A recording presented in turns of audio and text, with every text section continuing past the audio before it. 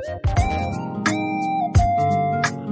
만나기 힘든 작품들도 있지만 그럼에도 불구하고 장미장난치의 작품들을 여전히 사랑하고 정이 넘치는 한국적인 정서가 담긴 작품들이라서 여전히 존재가 지고 있거든요. 그래서 영화에서 tak vtedy je to trochu viac. V porovnaní s klasickým mesiacom je to skoro 100% nárast.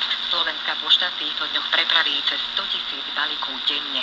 Čím sme bližšie k Vianociam, tým sú tieto denné počty vyššie, čo však kapacitne stále zvládame vďaka personálnemu posilneniu a rozšíreniu doručovania aj v sobotu. Podľa sociálneho analytika Jána Pošta ľudia uprednostňujú online nákupy pre nižšie ceny. Ak sa pozrieme na výdavky domácnosti, tak ľudia skoro 50% svojich výdavkov dávajú na bývanie a na potraviny, čo je výrazný podiel celkových výdavkov. Kuriéri odporúčajú nenechávať si darčeky na poslednú chvíľu. Ten najväčší nápor sa podľa nich ešte len začne.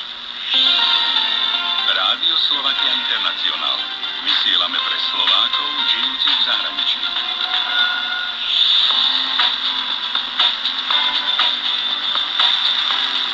Začína sa ďalšia časť magazínu pre Slovákov v zahraničí, milí priatelia.